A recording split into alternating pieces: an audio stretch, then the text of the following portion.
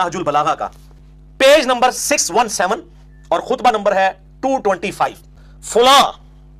फुला के बारे में ना नहीं लिख दे, छुपा जाने ने फुला, ये फुला फिर मैं बताता हूं फुला कौन था जिसके बारे में मौला अली अलैहिस्सलाम ने तारीफी कलिमात कहे और इन्होंने छुपा लिए। चंद दिन पहले एक बहस चली, एक शख्स ने उमर इब्न खत्ताब की मद में एक जुमले पेश करने की कोशिश की, लिल्लाहि दुर्रु फुलान, ठीक है, तो कहा कि आपकी सबसे मुस्तनद किताब में ऐसा लिखा हुआ है, और फिर उसके ऊपर एहतजाज कायम किया गया। तो अब वो गलतफहमी क्यों पैदा हुई? वो गलतफहमी इसलिए पैदा हुई कि उन्हें नहजुल बलागा का सही तारुफ नहीं था कि अव्वलन तो ये कि ये जो आप पेश कर रहे हैं कि हज़रत उमर की वफ़ात के ऊपर मौला अमीरुल मोमिनीन ने ऐसे जुमले कहे, ये खुद इसका इस्तिनाद सुन्नी किताबों से है, शिया किताबों में ये नहीं है।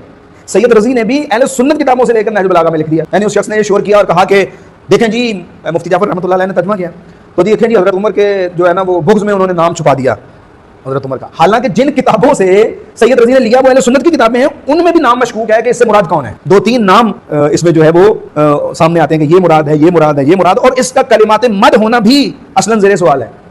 तो अब गलतफहमी कहाँ से पैदा हुई? क्योंकि उसे पता नहीं था कि शिया के यहाँ इसकी इल्मी हैसियत क्या है और शिया नहजुल बलागा को किस अंदाज से मानते हैं शिया उलमा। आम आवाम की बात नहीं, आम आवाम अगर कुछ कोई बात कहती है या कुछ वो अफराद जो ज़ौक़ मुताला तो रखते हैं लेकिन इस फ़न के माहिर नहीं है, अगर वो ये बात करते हैं तो उनकी माहिरीन की बात होती है ना, उनकी तो कोई हैसियत नहीं। अमा माहिरीन फ़न जो है वो ये बात करें, उनमें से किसी ने ये बात नहीं की। सैयद रज़ी की वफ़ात 430 में उनकी वफ़ात है, सैयद रज़ी रहमतुल्लाह अलैह। अमीरुल मोमिनीन की शहादत कब हुई? 41 हिजरी में। 41 हिजरी से लेकर 430 तक ये खुतबात मुख्तलिफ उलमा ने अपनी किताबों में जिक्र किए थे।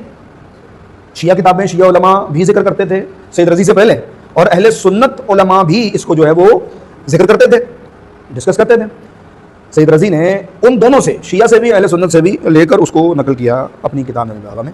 और इसीलिए फ़कत ये मेरा दावा नहीं है, इस पर मुतअद्दिद कुतुब लिखी जा चुकी हैं कि नहजुल बलागा के मसादिर कौन से हैं। ज़ाहिर है 430 से लेकर अपनी वफ़ात से तकरीबन 6 साल पहले वो इस किताब को मुकम्मल कर चुके थे सैयद रज़ी, अपनी वफ़ात से 6 साल पहले तकरीबन।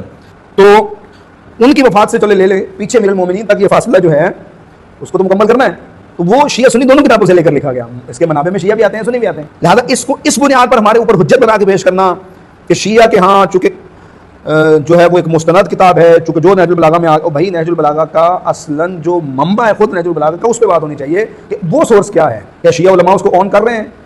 क्या शिया उलमा उसको ले रहे हैं? तो फिर तो आपकी बात ठीक है। और अगर शिया उलमा नहीं ले रहे तो फिर ये आम आवाम की बात सुन के ये दावे करना गैर इल्मी होने की भी दलील है और किताबों से नावाकिफ होने की भी दलील है कि बंदे को ना इल्म की खबर है, इल्मी दुनिया में ये मेयार नहीं होता, और ना खुद कुतुब की पहचान है कि कुतुब की निस्बत साबित कैसे होती है और कुतुब के मुंदरजात को कैसे लिया जाता है, कुतुब के अंदर जो चीज़ें मौजूद